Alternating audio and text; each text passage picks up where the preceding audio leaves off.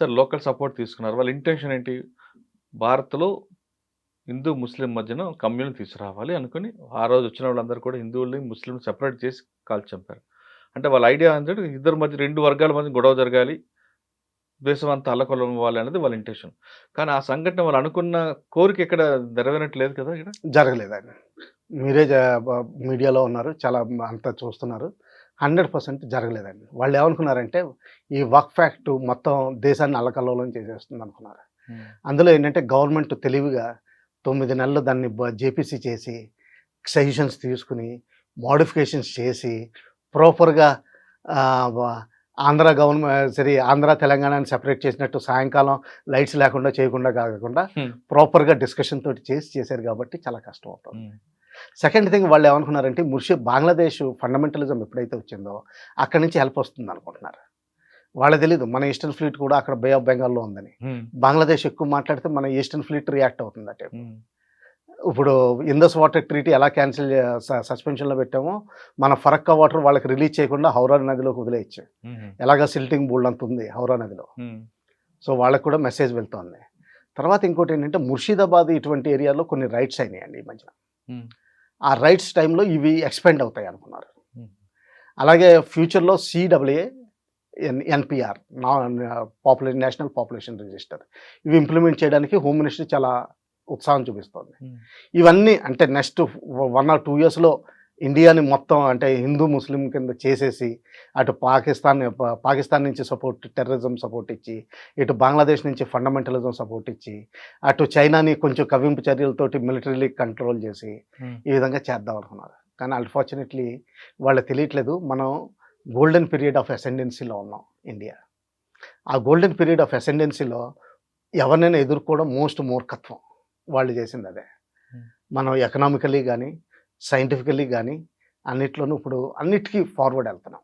అదొక్కటే కాకుండా భారత్ అంటే హిందూ, ముస్లింలు డివైడ్ చేసి, ముస్లింల పేరు అందరికి విడిచిపెట్టి హిందువులను చంపాం కాబట్టి, హిందువులందరూ తిరగబడి కనిపించిన ముస్లిం మీద దాడి చేస్తారని వాళ్ళు భావించారనుకుంటున్నారు. భావించాం. కానీ వాళ్ళు అనుకున్న ఊహ, వాళ్ళు అనుకున్న జరగలేదండి. కోరిక స నెరవేరదనుకోవచ్చు కదండీ! ఎక్కడ జరగలేదండి. కూడా ఒక కమ్యూనల్ అవ్వలేదు కదా మన దగ్గర. ఎక్కడ కమ్యూనల్ అవ్వడం కాదండి.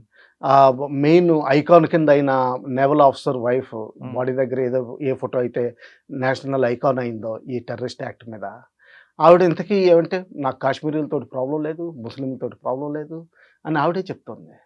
అంటే అది సో, మన పవరండి. అది మన పవర్. అది హ్మ్. మన ఒరిజినల్ సనాతన ధర్మ. హ్మ్. ఆ పవర్ చూసేసరికి వాళ్ళకి కష్టమవుతోంది. హ్మ్. ఆహా! వాళ్ళనుకున్నట్లుగా ఇప్పుడు కొన్ని కొన్ని ప్రాంతం హైదరాబాద్ లాంటి ఏరియాలో లేదంటే నాందేడు ఎక్కడ ముస్లిం కమ్యూనిటీ ఉందో అక్కడ హిందువులందరూ తిరగబడతారు, ముస్లింని కొడతారు, ముస్లింలు వీళ్ళిద్దరు వస్తదనుకున్నారు. కానీ అసలు ఎక్కడ లేదు కదండీ అది. ఎక్కడ లేదు కాకపోవడం ఆ! కాదు. ఇక్కడ హైదరాబాద్‌లో ఒక ఎక్స్‌క్లూజివ్ పొలిటికల్ పార్టీ ఉంది ఆ! వాళ్ళకి. వాళ్ళు కూడా సపోర్ట్ వాళ్ళు కూడా చేస్తారు. ఇంకా మనల్ని తిడుతున్నారు. ఇంకా తొందరగా చేయట్లేదన్నట్టుగా. అవును. ఆ స్టేజ్‌కొచ్చాం. హ్మ్. సో, ఆ విధంగా మనం ప్రూవ్ చేసుకుంటున్నాం. అంటే టైంకి మనం కలిసికట్టు ఉంటామని. హ్మ్. అంటే ఏంటంటే మనకెప్పుడు కొంచెం ప్రెషర్ ఉండాలన్నమాట. వి పెర్ఫార్మ్ బెటర్ అండర్ ప్రెషర్. ఆ! సరే ఇప్పుడు పెహల్గాం ఇష్యూ జరిగింది. కాశ్మీర్‌లో వాళ్ళు అనుకున్నట్లుగా టూరిస్టుల సంఖ్య తగ్గిపోద్దనుకుంటున్నారు కానీ తగ్గట్లేదు ఎందుకు వల్ల? ఏంటంటే ప్రజలు కూడా రియలైజ్ అయ్యారు. పోనీ హ్మ్. ఒకవేళ నేను అటువంటి ఇన్సిడెంట్‌లో ఇరుక్కుంటే, నా టైమ్ వచ్చినట్టే లెక్కన్నట్టుగా ఆ అంటే ఒక లెవెల్‌కొచ్చేసారు. యాక్సిడెంట్‌గా చూస్తున్నారంతే. యాక్సిడెంట్‌గా చూస్తున్నారు ఆ! తప్పితే, ఇప్పుడు దాన్ని ఏదో కమ్యూనల్‌గా వెహికల్ ఎళ్తే చూడట్లేదు. యాక్సిడెంట్ అయితే తిరుపతెళ్లి వచ్చేవాళ్ళు బోలెడంతమందున్నారు. అవును. యాక్సిడెంట్స్ మీట్ ట్రైన్‌లో అయినోళ్ళు అవుతుంటే పడిపోతున్నారు. అయినా ట్రైన్ పడిపోతున్నారని ఎక్కుతున్నారు కదండీ! ఉన్నారు. ఆ! సో, అటువంటిదే లెక్కెడుతున్నారు తప్పితే గాని, పాకిస్తాన్ ఇది యాక్చువల్‌గా చాలా మంచిది బెటర్ అని. హ్మ్. ఇంక వాళ్ళకి తెలిసొస్తుంది. ఇంకెన్ని చేసినా ఉపయోగం లేదు ఇదని. సార్ ఎక్కువగా పాకిస్తాన్‌లో ప్రజలు మంచోళ్ళు, అమాయకులు. ఆర్మీ నుంచి న్యూసెన్స్ అనే ఒక వార్త ఉంది. వాస్తవం అంటారా అది? చాలా వరకు వాస్తవమే.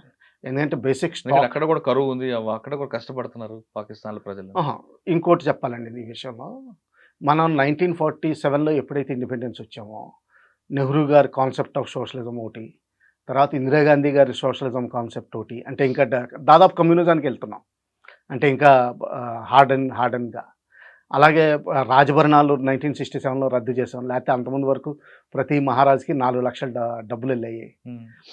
తర్వాతేమో సోషలిజాన్ని 1970స్‌లో కాన్స్టిట్యూషన్‌లో మ్యాండేటరీగా ఇంట్రొడ్యూస్ చేసాం.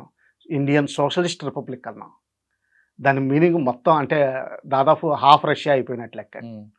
దాని తర్వాత రిజర్వేషన్స్ 10 ఏళ్ల తర్వాత కంటిన్యూ చేస్తున్నాం. ఇప్పటికి 75 ఏళ్ళు అయిపోయినాయి గానీ ఇంకా రిజర్వేషన్స్ ఉన్నాయి. ఇంకా పెంచాలని చూస్తున్నాం. తర్వాత ఎడ్యుకేషన్ రంగంలో గానీ, హెల్త్ కేర్ రంగంలో గానీ చాలా అడ్వాన్స్ అయ్యాం. అలాగే లోకల్‌గా కూడా వెదర్ ఎలక్టరల్ రిఫార్మ్స్ వల్ల అవనివ్వండి, దేనివల్ల అవనివ్వండి, చాలా వరకు మిక్స్ అయిపోయింది మన పాపులేషన్. హ్మ్. అరిస్టోక్రసీ జమీందారీ వ్యవస్థ లేదు. రాజరికం వ్యవస్థ లేదు. లేదు. అవును.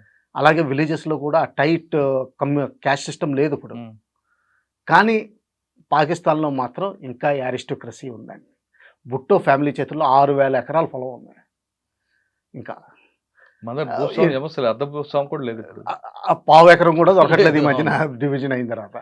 బెంగాల్‌కెళ్తే 200 గజాలు ఉంటుందేమోనండి హ్మ్. కొంతమందికి. ఒకప్పుడు మన దగ్గర భూస్వాములు అదే వ్యవస్థ అవన్నీ ఉండేది. ఉండేది. ఇప్పుడు అదంతా అది లేదు పోయింది. కదా. వాళ్ళకి పోలేదండి. ఇప్పుడు పాకిస్తాన్‌లో ఉంది. పాకిస్తాన్‌లో ఆర్మీ మెయిన్‌లీ, తర్వాత పొలిటీషియన్స్, ఇండస్ట్రియలిస్ట్, జమీందార్స్ వీళ్ళే పరిపాలిస్తున్నారు. మిగతా వాళ్ళంతా 1947లో ఎలాగున్నారో అలాగే కష్టపడుతున్నారండి. అయ్యో! సెకండ్ థింగ్ ఏంటంటే, నార్మల్ మన బ్లడ్ జీన్స్, డీఎన్ఏ అంతా సేమ్. వీళ్ళందరూ 400 ఏళ్ల క్రితమే ముస్లిమ్స్ అయ్యారు తప్పితే గాని, అంతకుముందు ఒరిజినల్ ముస్లిమ్స్ ఏం కాదు వీళ్ళు. హ్మ్. అందుకనే వాళ్ళలో క్యాస్ట్ సిస్టమ్ ఎక్కువ నడుస్తుందండి. రాజ్‌పుత్ క్యాస్ట్ ఇప్పుడు పీఓకేలో ప్రాబ్లమ్ ఏంటంటే కోట్లి ఏరియా వీటిల్లో ఎప్పుడైతే ఈ పీఓకేని వెనక్కి తీసుకుంటామో, శ్రీనగర్‌లో కూర్చునే చీఫ్ మినిస్టర్ ఇక్కడి నుంచే వస్తాడండి. హుహు. ఏందంటే చౌదరీయే అవుతాడు. నేనిప్పుడు చెప్తున్నాను. ఆ! చౌదరీ ముస్లిమే అవుతాడు. రాజ్‌పుత్ ముస్లిం గూడా కాదు.